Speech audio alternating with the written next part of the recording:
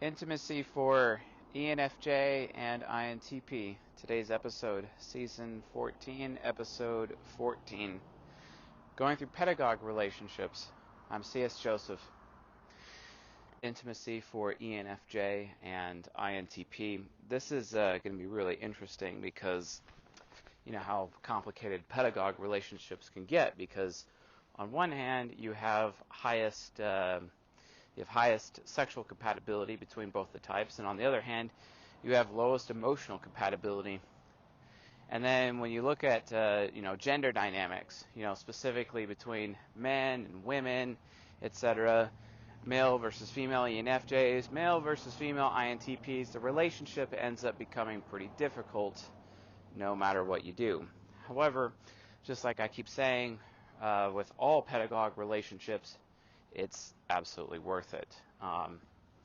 Quite honestly, I think a lot of people have settled into their pedagogue relationships pretty well, and it's no wonder that pedagogue relationships are often seen by the MBTI blogosphere as golden pairs, even though they're not actually golden pairs.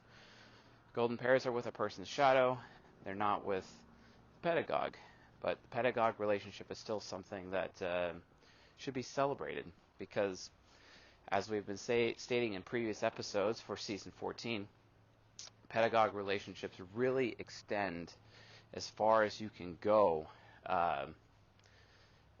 They really extend to a point where it's like, okay, hey, I can have a really great relationship, but then I'm also gaining the highest level of personal growth as a person because I'm involved with this relationship. So anyway, I highly recommend a pedagogue relationship for anyone.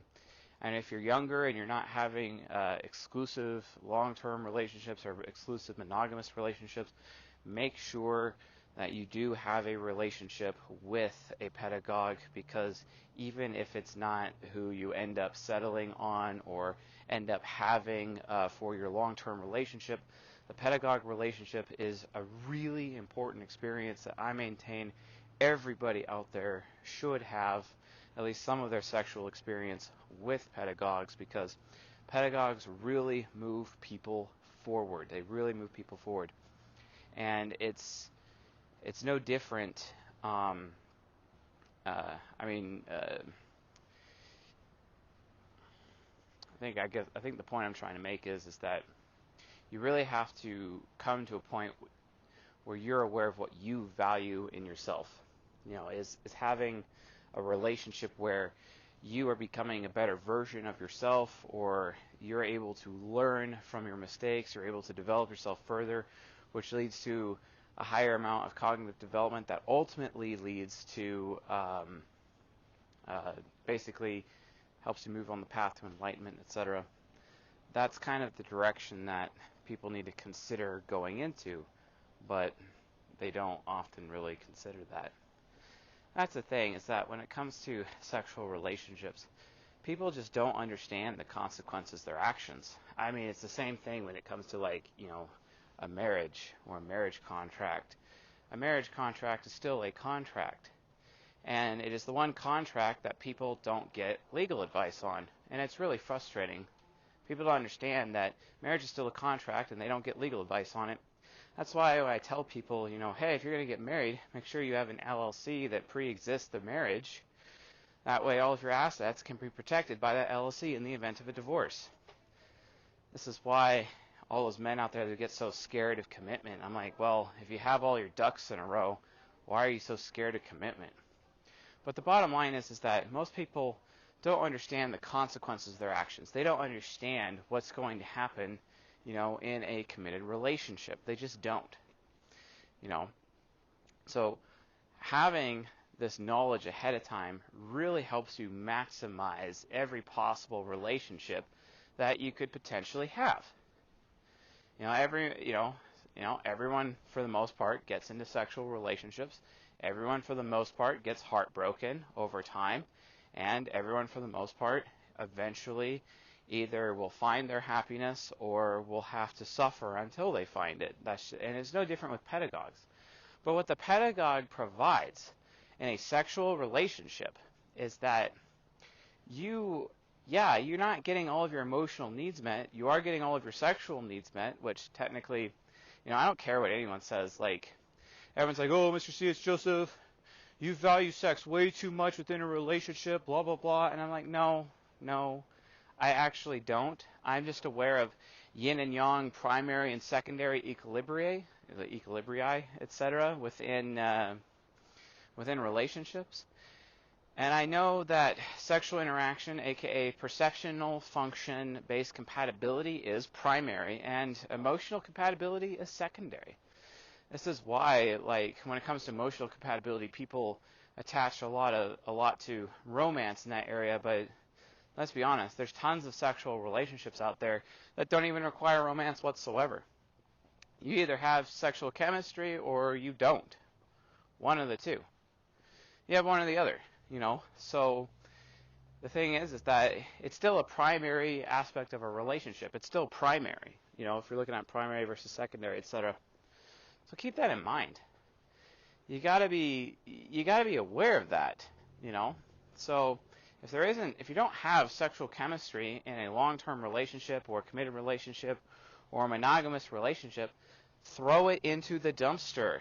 Like, seriously, have self-respect, throw it in the dumpster. That's what you gotta do, because if you don't have that, then it's not going to work. It doesn't matter. I don't care how much you tell me to be in tune with my feminine side.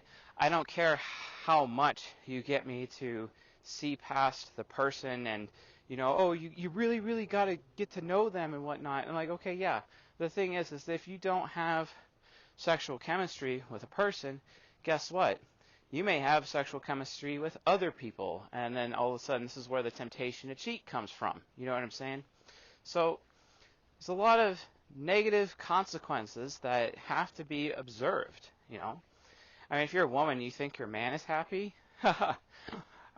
Here's how you could tell if your man is happy. Go up to your man and ask him, do you think I'm disrespectful? Ask him, do you think, or what can I do to respect you more, right? And see what he says. Really, really take the time and actually figure that out for yourself. If you're a man, go up to your woman and ask her, what can I do to be more loving, right? Or if you really want to have some fun, ask that question of your partner in front of other people. I wonder if he's going to stammer when you ask that question. If he does stammer, you probably don't want to be in a relationship with the guy, right? You just don't. Or what if she doesn't talk about you when she's answering the question? Or is she answering the question honestly, but you don't believe you're the subject of her answer? You know what I'm saying? Like, that happens. That's actually a thing. And a lot of people out there they just don't realize that. It's really frustrating. So the point is that this is why pedagogue relationships are absolutely valuable. You still have all of the benefits of the highest level of sexual compatibility. The other benefit is that you're not being enabled. You're not being enabled. See, that's the problem with golden pairs, even silver pairs, even bronze pairs. I would say the enablement is probably the worst in bronze pairs. They just enable each other in like some of the worst ways when it comes to bronze pairs. They absolutely enable each other.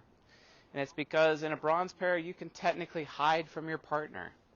See, in a pedagogue relationship, you may be able to hide things from the emotional or decision-making aspect of your relationship, but quite frankly, you can't do that, at least on the sexual side, So at least you're mostly exposed. But whereas in a bronze pair relationship, yeah, you got good sexual compatibility, yeah, you got good emotional compatibility, but at the end of the day, you're not so exposed. The most exposed you'll be is a golden pair. And this is actually why golden pairs have the highest highs and lowest lows, because a golden pair, you're the most exposed. You have to be the realest of the real with the other person. They have to be with you, and that scares people. It scares people so much. And that's why golden pairs are not so common. golden pairs also, at least to women, don't really seem that believable. So they end up doubting their relationship too much. They end up self-sabotaging their own relationship more so when it comes to a golden pair point of view. And we've seen that time and time again, since time immemorial, basically, where women are self-sabotaging their own relationships due to their own innate insecurity, due to their own anxiety, right? This happens all the time. And that's why most people would actually argue that golden pairs are unsustainable as a relationship. But there is always the option for the pedagogue. This is why, in my opinion, the pedagogue is definitely probably my number one choice for people out there. I get golden pairs are amazing on paper and they're fantastic, but I think the benefits outweigh the controversy or the pain when it comes to pedagogues. I think not having that emotional compatibility that leads to the opposite of enabling, basically, it just creates a constant bed of criticism within your relationship, that it literally contributes to the personal wisdom of each person involved in a pedagogue relationship. And guess what, folks? That is no different for ENFJs and INTPs. Think about it. If you're an INTP with TI Hero, how humble do you have to get to be in a sexual relationship with TI Inferior? Think about that. If you're an ENFJ and you're in a sexual relationship with an INTP, how humbled would you get to have to be in a relationship with an FE Inferior who, you know, by all accounts, embarrasses you in public on a regular basis? You know what I'm saying? Of course, that's the immature point of view for the ENFJ to have towards their INTP. Very immature point of view. But that's so common for an ENFJ woman to have towards an INTP man. It's extremely common, actually.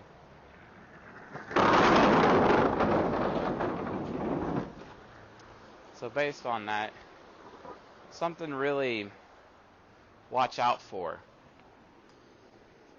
A lot of people, they really just don't get it, and it's so frustrating.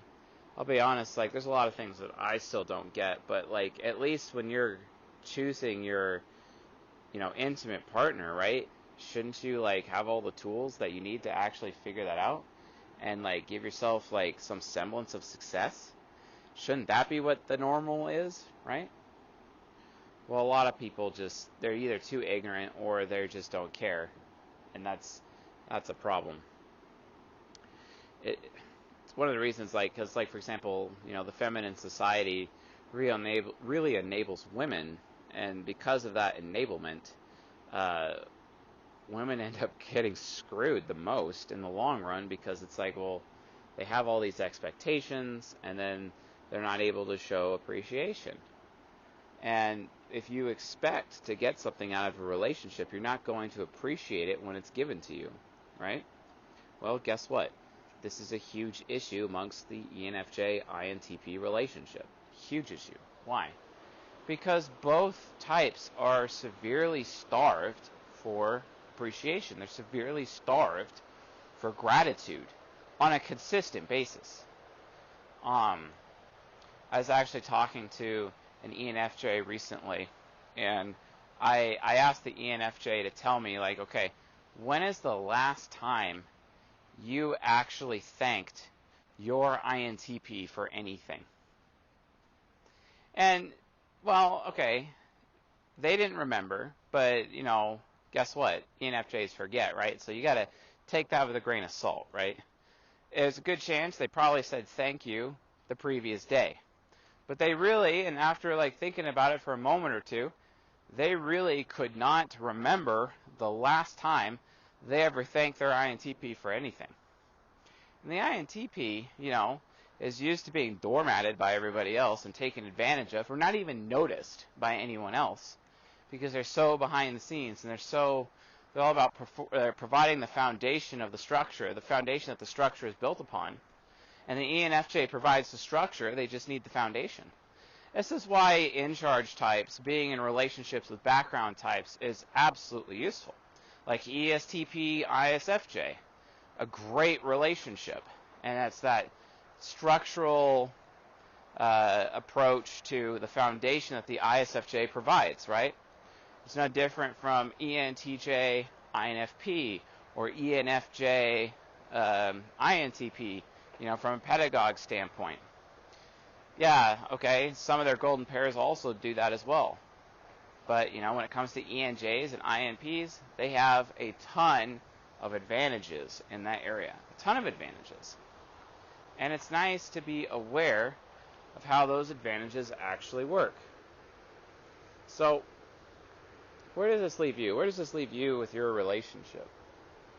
Just recognize that if you're in a pedagogue relationship, you're going to have to compensate for your lack of emotional compatibility. Your emotional needs are not going to be met until you understand the emotional needs of your partner and you begin meeting them. I tell you the truth, if you're watching this lecture and you're getting educated on how to make your relationship better, guess what? That means you are the responsible party for fixing your relationship. You are the responsible party for making your relationship better. If you're not willing to do this, then you shouldn't even be in a relationship to begin with. If you're here and you're the one putting the effort, that means you're the one who has the responsibility, regardless of whether or not your partner is putting in any effort at all. That's just the reality. Because you're responsible for what you know. And when you're two TI users, INTP or ENFJ, you're responsible for what you know. Yeah. I maintain pedagogue relationships should probably have sexual activity every single day. Every day. Well, if you're having a hard time figuring out how to do that, you might want to do some research. You have to surrender yourself to some level of creativity. That's just how it is. Thing is, like INTPs be like, well, I can't really be that creative with my lack of extroverted sensing for the sake of my marriage or the sake of my pedagogue relationship. I'm like, yeah, you can. You just have to imagine the experiences that your ENFJ can give you in any particular situation. INTPs, all you have to do to be successful in a relationship with an ENFJ is you just have to show up. That's it. You just have to show up. See, the problem is oftentimes INTPs make themselves so scarce and so unavailable. And it's not just women that do this.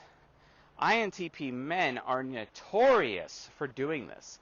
They get so stuck on this new game or this book series they're reading or whatever that dopamine fix that they need, within their comfort zone, that they oftentimes completely disregard all time that's passing by, and they give themselves to this insane feeling of hedonism. And this ends up sacrificing their ENFJ intimate partner. It's at the ENFJ's loss that the INTP ends up spending all of their attention on themselves. And, well, guess what? That makes the ENFJ feel unappreciated. It makes them feel like you're more loyal to your stuff instead of to your intimate partner. And this is the ENFJ's biggest gripe about INTPs. It's especially worse when you're in that situation and the INTP is so apathetic, so indifferent, that they don't even prioritize sexual activity with their intimate partner whatsoever. And that even further destroys ENFJs. That's like neglect. And as much as the INTP would ever claim that they're being neglected by an ENFJ, the reality of the situation is, it's more than likely it's the INTP who is the one who's doing the neglecting. Because the INTP, because of FI Demon, seems to be incapable of making the ENFJ a priority. And this is everything the ENFJ has ever wanted in a relationship, is to be made a priority. Well, conversely, the INTP, because of their covert contracting crusader bullshit, they end up being like, well, I need gratitude more than you, ENFJ, and you're not meeting my gratitude needs because you have FI nemesis. So why should I bother showing you any gratitude? Why should I bother developing the habit of showing gratitude to you within my relationship? Because you never show me appreciation either, right? So they both point their fingers at one another, and they're both guilty of the same thing. Who's right? You know, traditionally, the responsibility of leading in the relationship is actually on the man. It's on the man to initiate change within the relationship, traditionally speaking. I don't agree with that anymore. I used to. I don't. I think it's whoever has the burden of responsibility, regardless of who's at fault within the relationship. If you care about the relationship enough, and you're an INTP, and you're just sitting in your own basement, your own little man cave, doing your own thing, being apathetic AF towards your wife, and getting more and more bitter every single day, so like years have gone by, maybe 10, 13, 15 years have gone by, and you're still apathetic towards your ENFJ woman, for example, whose fault is it really? Is it your fault? Probably, because you've allowed so much time to go by without actually taking any action. ENFJs are all about action. And if you start withholding sex, that's even worse. Extroverted sensing child needs sex all the time. It's actually, especially when it comes to ENJs actually maintain, but instead you just want to watch Netflix all day long instead. You know what I'm saying? Or you want to do something that is not actually a priority because you're still not making the ENFJ a priority.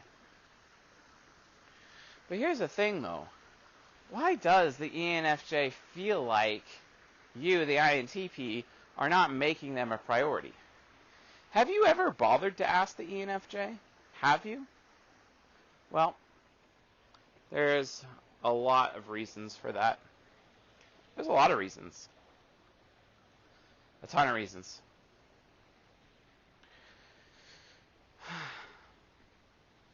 Well, here's the thing, INTPs.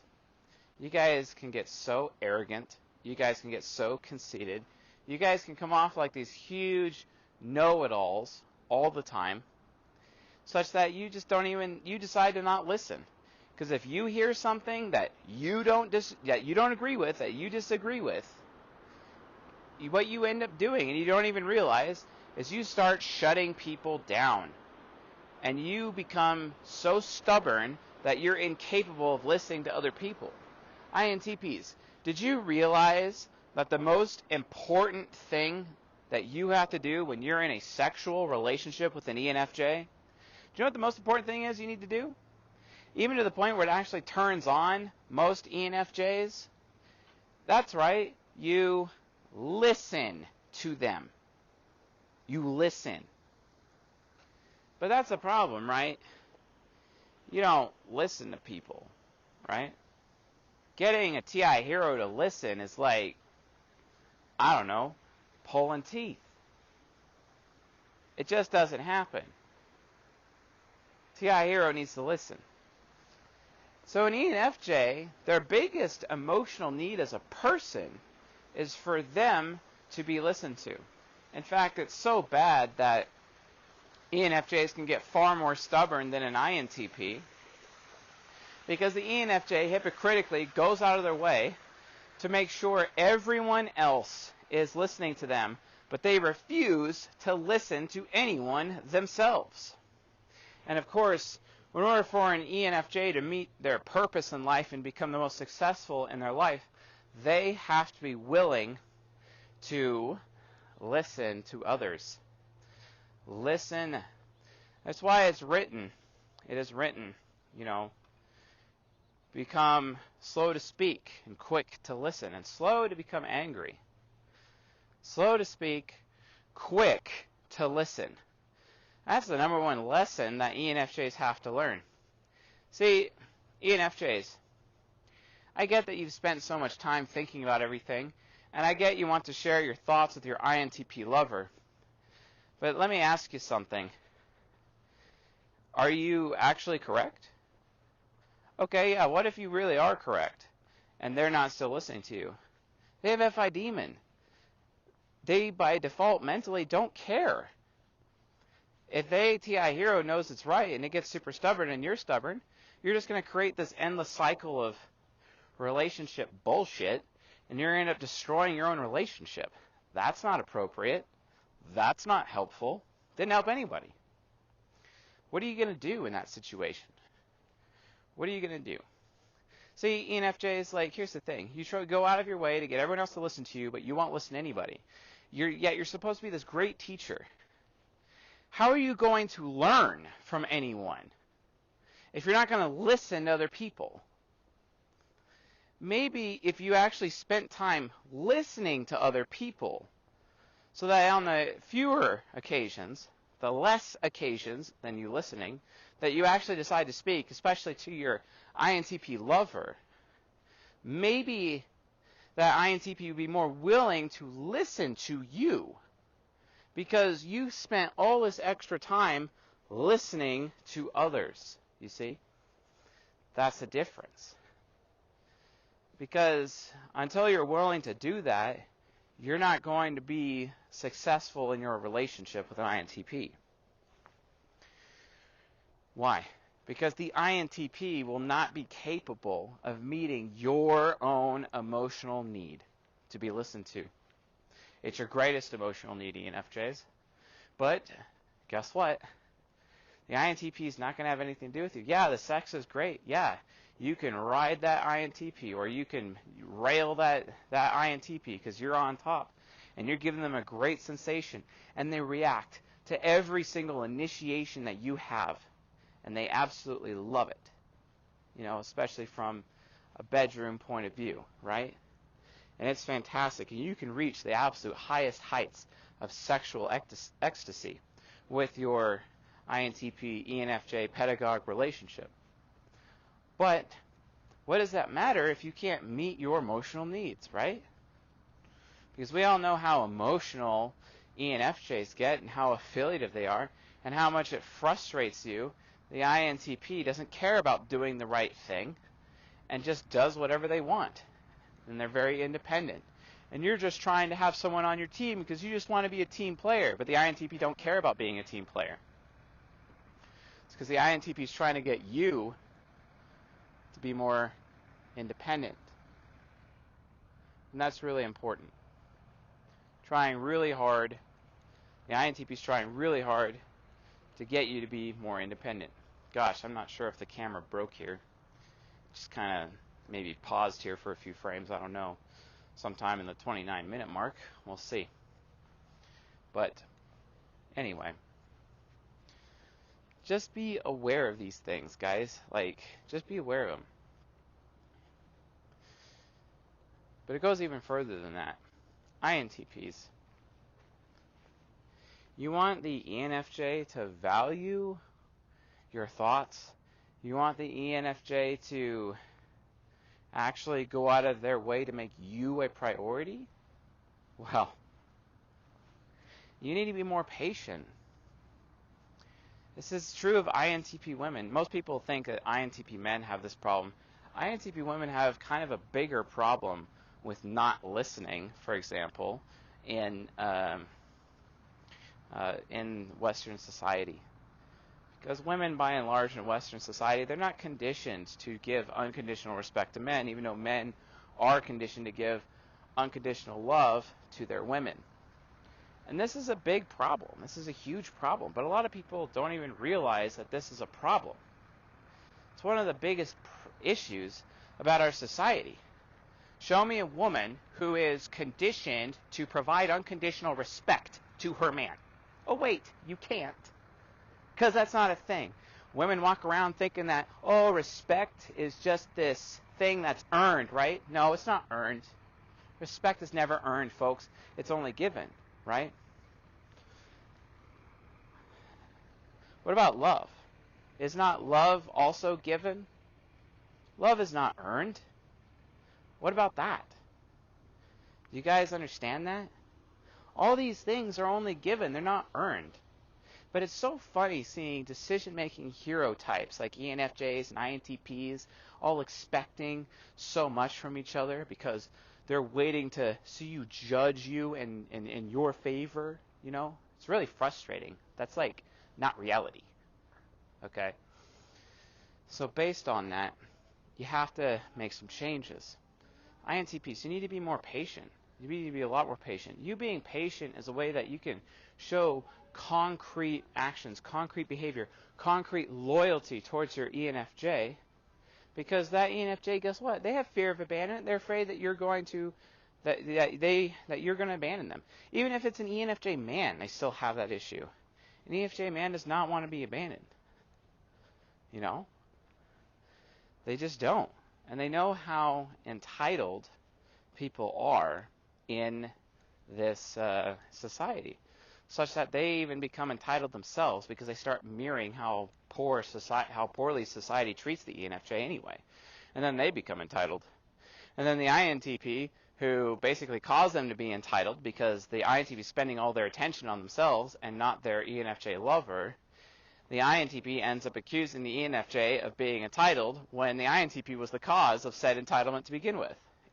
Although the INTP would still be correct that the ENFJ still made the choice to be entitled, but that doesn't absolve the INTP of their involvement in that situation. You know what I mean?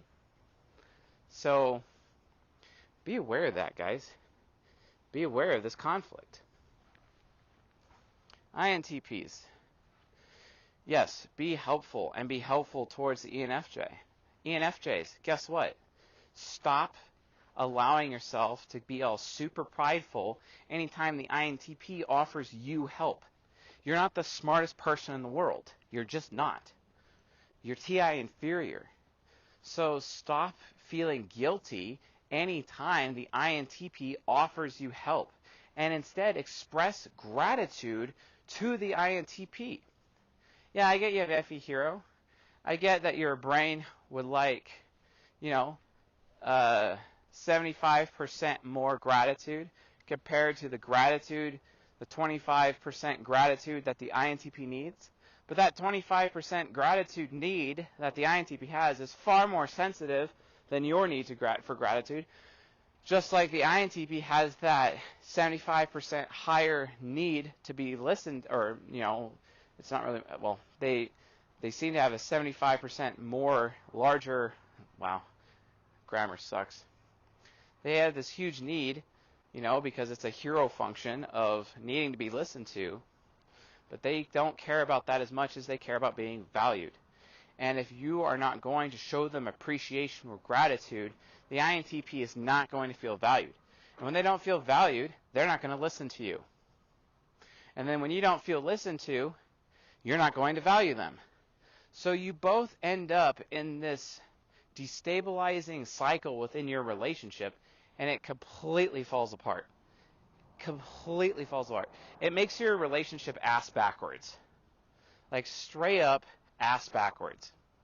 Almost to the point where it's like, wow, that's a complete and utter waste of time. You might want to keep track of that, You don't want your relationship ass backwards.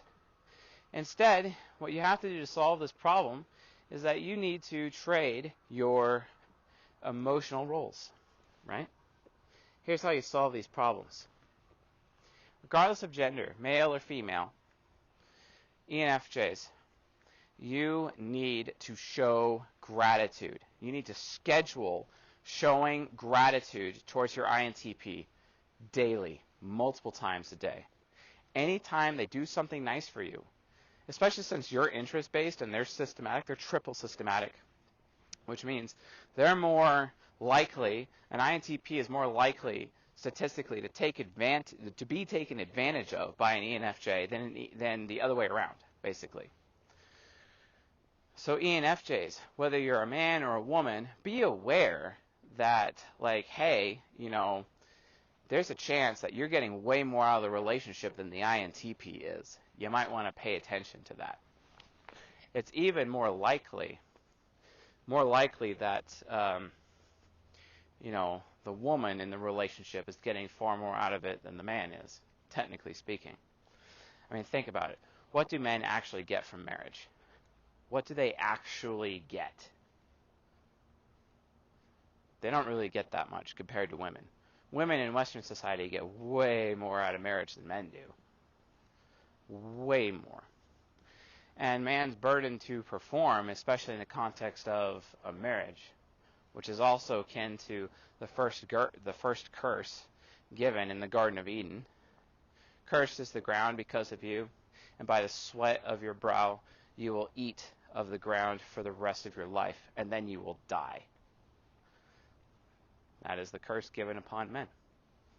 Men received one curse in the Garden of Eden, but women received two. I wonder why that is. Anyway, consider that, folks. Consider that. So, ENFJs, you have to devote yourself to listening to the INTP, but you also have to show gratitude. And you have to let go of your expectation for the INTP to give you gratitude. You have to completely let go of that expectation. They have introverted feeling demon. Explain to me how they're ever going to really show gratitude to you, like in a way that you want. No. So you have to realize that they're going to be meeting your emotional needs by listening to you. Therefore, INTPs, it is your duty with your ENFJ to always listen to your ENFJ, regardless if you agree with them or not. You have to be patient, and you have to, at times, put up with their TI inferior thinking. And you may see them as inferior thinkers. But you have to let go of that and recognize that the ENFJ, even if it's an ENFJ man, especially if it's an ENFJ man, they spend so much effort thinking about everything on their own. That effort and that time has to be respected. It has to be loved. It has to be appreciated. And how you show that appreciation or gratitude to your ENFJ is that you sit there and you stop spending your attention on yourself or other things or other people, and you give 100% of your attention to your ENFJ, and you listen to everything they're saying. And then you do not say anything until they're done telling you everything. And then, and take notes if you have to, then use TI Hero to either counterpoint them or offer suggestions or just be like, no, that's not true because of this. Or, even better, and this is the best thing that you could do, INTPs, because of how sensitive ENFJs are, don't make TI statements. Instead, ask TI questions. This is the biggest lesson that I'm teaching in this lecture right now. INTPs, never make a statement about your ENFJ. Man or woman, it doesn't matter. Instead, ask questions. So instead of saying, you're wrong, that's not going to work because this, this, and this, you say, did you think about this? Did you think about that? Have you thought about these three things? Right?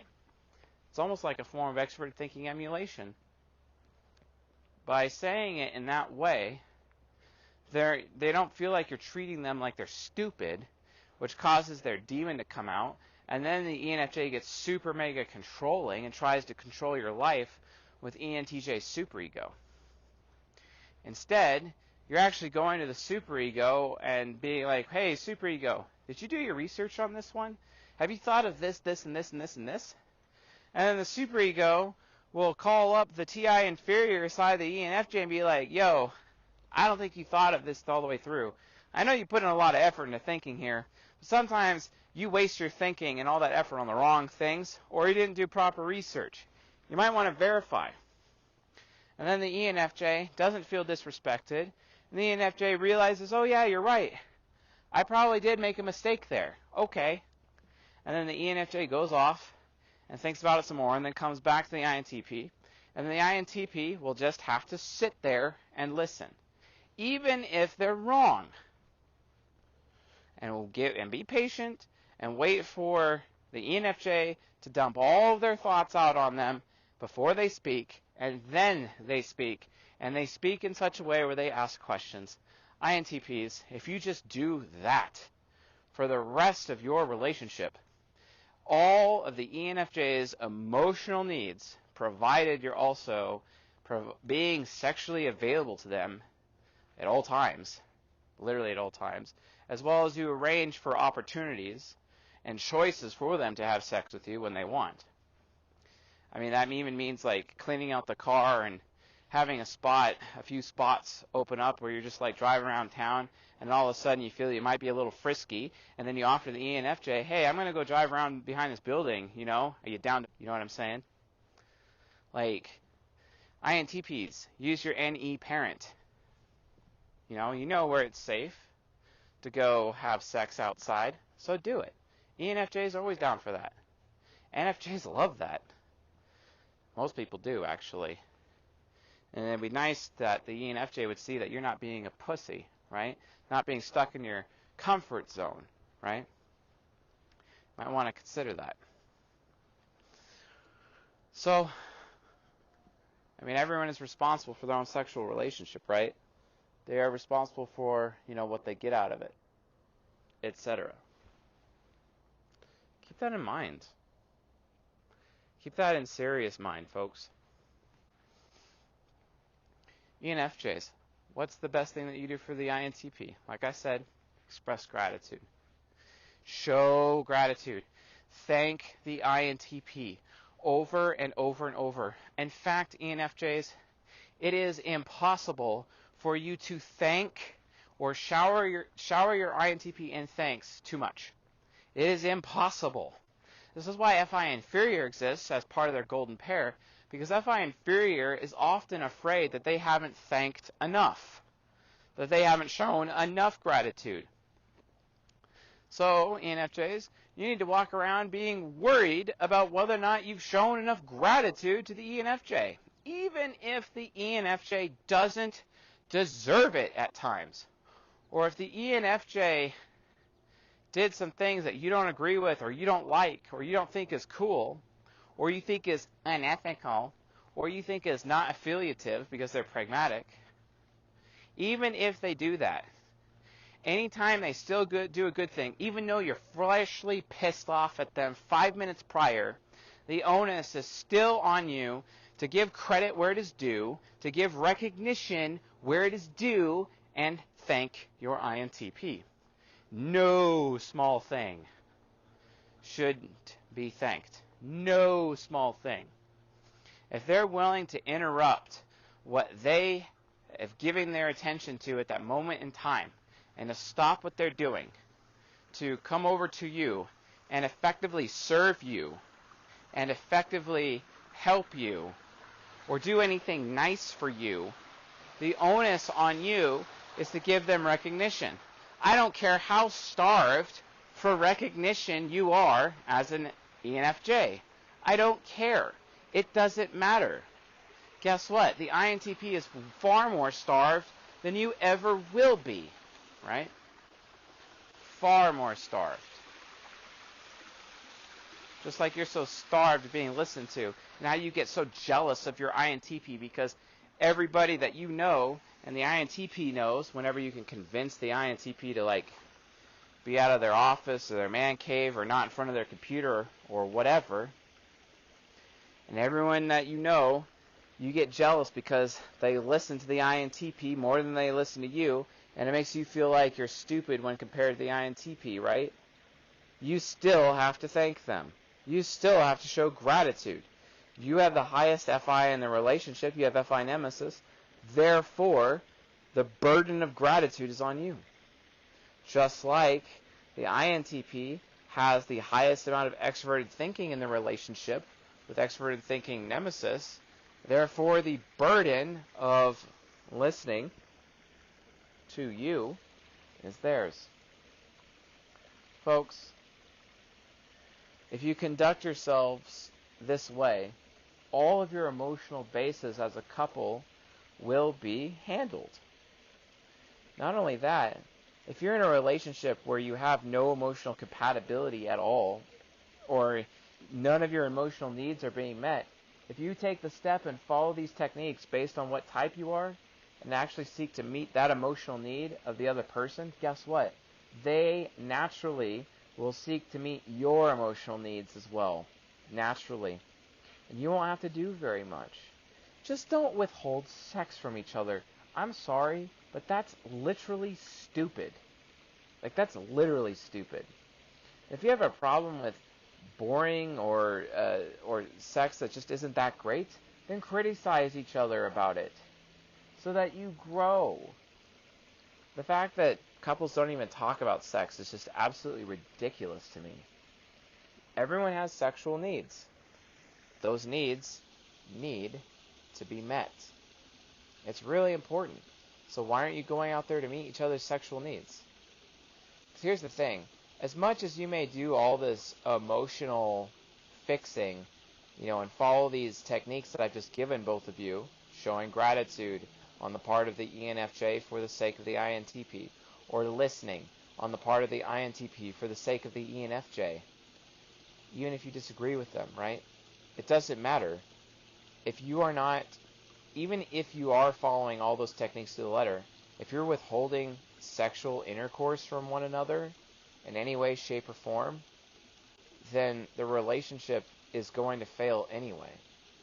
You still have to maintain that primary prerequisite first before you could build that emotional thing. Now, if you're so destroyed that there is no sex and there is no emotional needs being met, well, guess what? You have an opportunity to start meeting those emotional needs because it may rekindle something. If it doesn't, well, then your relationship is too far gone. You guys need to break up. I don't care if you're married. You need to break up and move on to other people. Absolutely move on to other people. Keep that in mind, folks. It's really, really important. So INTPs, just show up. Listen. Do that. ENFJs, don't pressure INTPs so much, but at the same time, go out of your way to show gratitude. You get so bent out of shape when other people around you are being selfish and taking more from you than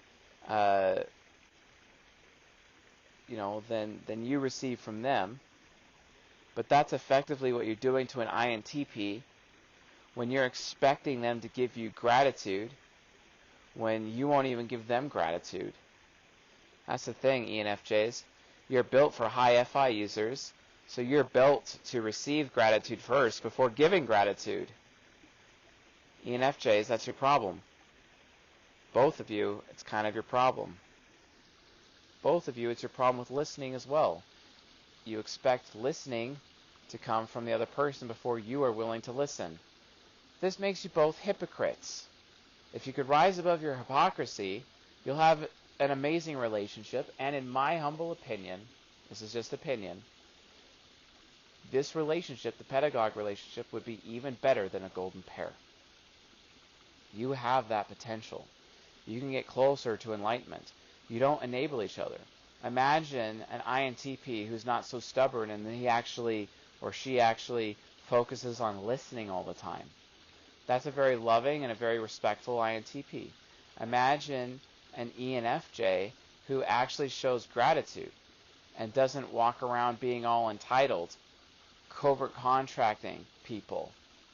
I'm going to perform for you, so you better stick around. I'm going to perform for you, so you better give me gratitude. Or the ENFJ gets entitled to some of the things that other people have, and they end up taking those things from other people because they're so entitled because they've helped that person so much that person owes them. That's a manipulative covert contract, and it's wrong. Imagine ENFJs that don't do that. These are the hardcore lessons that both your types can actually learn as a result of having this relationship.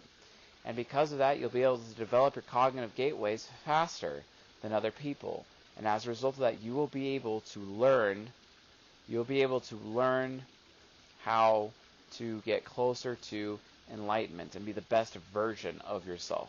The Pedagogue relationship, it's all about becoming the best version of yourself while having the best possible sex you possibly can be, and how you mutually benefit each other because you are each other's teachers, and you can teach each other to be the best versions of yourself so that you don't have to walk the path to enlightenment or the path to cognitive integration alone.